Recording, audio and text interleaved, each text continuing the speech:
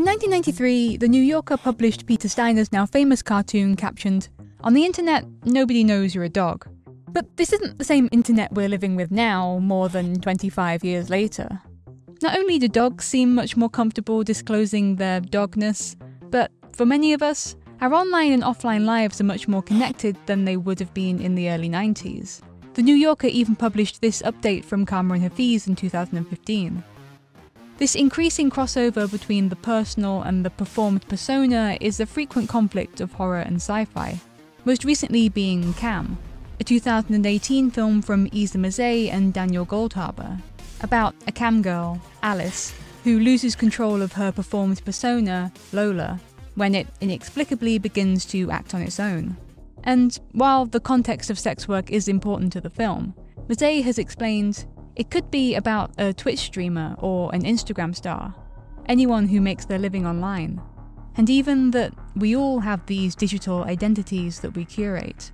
Writer Paul Arthur considers that, with the exponential increase in data about ourselves and others, we have entered the era of the dispersed self, which our fiction translates into the fear that, the greater the dispersion, the weaker our control, potentially participating in the creation of a kind of phantom version of ourselves. Have a great night!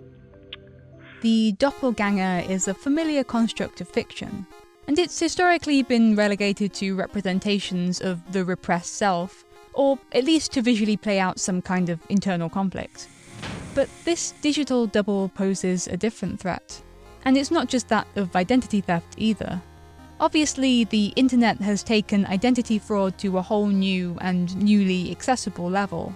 Catfishing, sock puppeting, astroturfing, because sometimes even now on the internet nobody knows you're a dog. Not to mention the rapid advancement of deepfakes. My personal favourite is perhaps this mashup of Steve Buscemi and Jennifer Lawrence. This was truly surprising for me. But I don't think Cam is about how technology can be used to deceive and manipulate us. Rather, it's about how we deceive ourselves via its mediation. On the surface, Alice's identity is stolen by the automated Lola, but she's also the subject of a collective stealing of identity. The version of herself she's created around the demands and expectations of her audience. The existence and participation of an active audience divides the practice of autobiography. As the performer builds an idea of themselves, the audience builds their own ideas. And here these distinct figures coalesce in the image of Lola, making the distinction of where Alice ends and Lola begins much harder to define. As writer Molly Polder concludes, autobiographical practices pervade the internet, and the digital I contains multitudes. Whether it's the intentional enhancements of Instagram or the more sudden and unexpected confrontation with a younger version of yourself forever preserved in pixels. Like when someone replies to a YouTube comment I left 2 years ago, which I have no memory of writing and now maybe don't even agree with, and yet this new reply has resurrected this revenant of my own making and now we must fight to the I mean, maybe that's a bit of an overreaction. But we do all create phantom versions of ourselves. And the greater your digital reach, the greater the effect. Because as soon as there's an audience, you're not the only one creating them. Cam documents how we might create our own worst enemy, and the friendly face of this dystopian future is yours, from selfies to the dominant template of YouTube thumbnails, described by writer and artist Joe Vikes as YouTube face, and in a more sinister turn of phrase as clickbait attaining human form. And, at least in Cam, the algorithmic Lola suggests that it's a form we're in conflict with. The idea that we create our own other isn't new, and in fact isn't specific to digital media. In 1980, Professor Mary G. Mason proposed that autobiography consists of the delineation of identity by way of alterity. But new media does afford an unprecedented potential for the unfettered creation and democratized distribution of personal images and information. Director Satoshi Kon often explored the boundaries between authenticity and performance, but his 1997 film Perfect Blue captures a particularly 90s anxiety around the advent of the internet and its implications on privacy and identity. where imposing monitors and mysterious chat rooms form the unstable centre of competing worlds. Transitioning from pop star to actress, Mima becomes fractured between herself, her performed personas, and the expectations of the industry and her fans, culminating in the construction of this phantom self, as those around her become more invested in their own idea of Mima, rather than the real Mima, if indeed such absolutes can even be applied. And a year later, the anime series Serial Experiments Lain played out this idea on a much more relatable level, where our protagonist, Lain, discovers her digital doppelganger in an unsettlingly physical interpretation of the internet called The Wired.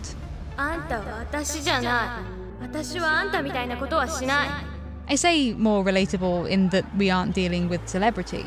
Not more relatable in that we've all necessarily had to confront our existence as software, which may be Lane's reality. Well, at least we haven't in a literal sense. Writer Craig Jackson suggests that, as a fully digitized identity, Lane is susceptible to the bit processes of all digital information: duplication, corruption, deletion. But speaking abstractly, are these processes not similar to those we apply mentally to the identities of others, or that others may apply to us? A corrupted duplicate that we supplant in place of an entity we can never fully know. Or perhaps Lane even represents the fear that if we peeled back the layers of social and digital artifice, we'd find there's nothing in the centre at all.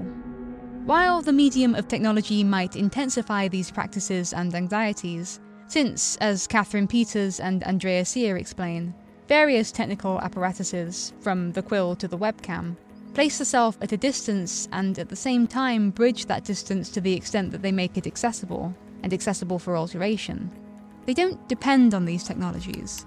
Regardless of digital space, Judith Butler concluded that, "I am not fully known to myself because part of what I am is the enigmatic traces of others," and that our incoherence establishes the way in which we are constituted in relationality, implicated, beholden, derived, sustained by a social world that is beyond us and before us.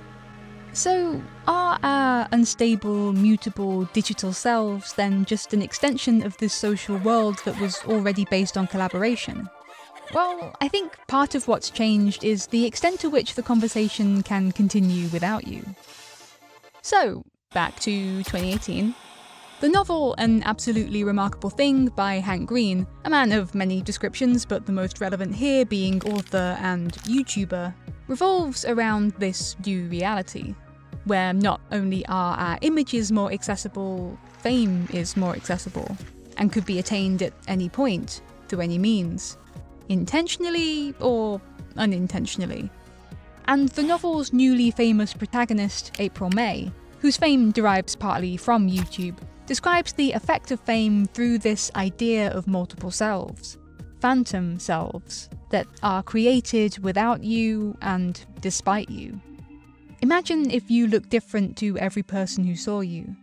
Not like some people thought you were more or less attractive, but one person thinks you're a 65-year-old cowboy from Wyoming complete with boots and hat and leathery skin, and the next person sees an 11-year-old girl wearing a baseball uniform. You have no control over this, and what you look like has nothing to do with the life you have lived or even your genome. You have no idea what each person sees when they look at you. That's what fame is like. But more than these figures imagined by individuals, the most powerful self-image remains the one optimized for consumption. The self as brand. As April realizes, in creating the April May brand, I was very much creating a new me. You can only do so much pretending before you become the thing you're pretending to be. In the same way that Serial Experiments Lain draws a parallel between self and software, the digital forces that increasingly dictate our lives have created a new pressure to be constantly present, available to consume, and available for consumption. Always. Oh, you've clicked on a link that's taking you away from our platform. Surely there's been some kind of mistake. You don't want to leave. The doubling of Lola in Cam is this third self-image. Not Alice, who preceded it, or Lola, the controlled performance, but the consumerist ideal. A vision of Lola who is constantly available, who is entirely fake, who represents the unattainable pinnacle of being online. Existing solely for and of its audience. Existing solely for and of the algorithm. And in the creation of this idol, the real person underneath is destroyed, unable to compete with the power of an idea or the immortality of the machine. Top 20! Top 20! But maybe it doesn't have to be that way. Looking at these works 20 or 21 years apart, damn it, it was almost perfect. The question of how digital spaces impact how we imagine ourselves remains constant. But both Cam and An Absolutely Remarkable Thing are far from cautionary tales about how we should all disconnect. In fact, in the case of the latter, the importance of connection and working together, both online and offline, could be said to be the key message of the novel. And in Cam, Alice returning to the platform that stole her identity isn't a failure, but an act of triumph. Because the fight was never to escape, only to regain control. To establish a sense of self and self-worth outside of rank. As April confirms, I know how easy it is to feel like you don't matter if no one's watching. It's not that we should necessarily disconnect from this space entirely, only that we should disconnect our sense of self and self-worth from its gamified popularity contest. To try and disentangle ourselves from the incomplete images of ourselves that we and others have constructed. To a certain extent, we've always had to contend with our own other. The fact that each episode of Serial Experiments Lane begins with simply stating present day, present time, echoes how these ideas may always be relevant. But as with everything on the internet, the relentless trend towards this, but more, leads us to ever greater extremes. Most people have become accustomed to being watched, and as Sherry Turkle points out, we have become instruments of our own surveillance. But even now it seems like part of our collective consciousness still wonders if the camera really can steal our soul. Or if not the camera, then at least the people who see our image. Read what we write. Hear what we say. Molly Polder, again, speaks of a porousness between the writing and reading of online autobiography, and that, in the co-production of online lives, reading and writing occur in close proximity, with acts of collaboration and appropriation shading into each other. And while it's the clunky early computers that can be made to seem most menacing, does the sleek finish of modern technology only make these effects more insidious? Steiner's cartoon might seem, at first, to demonstrate the distance between the anonymity of the early internet and the obsessive documentation of recent online activity. But maybe, as our current tools make the masquerade of authenticity even more effective, Steiner's cartoon has only become more relevant. Like, on the internet, do I even know who I am? Nah, probably overthinking it. But these stories, at least, reinforce the importance of defining ourselves outside of an audience, whether that audience is a horde of strangers or a handful of friends, without losing those connections. Without allowing the phantom self to destroy the physical self. Gotcha.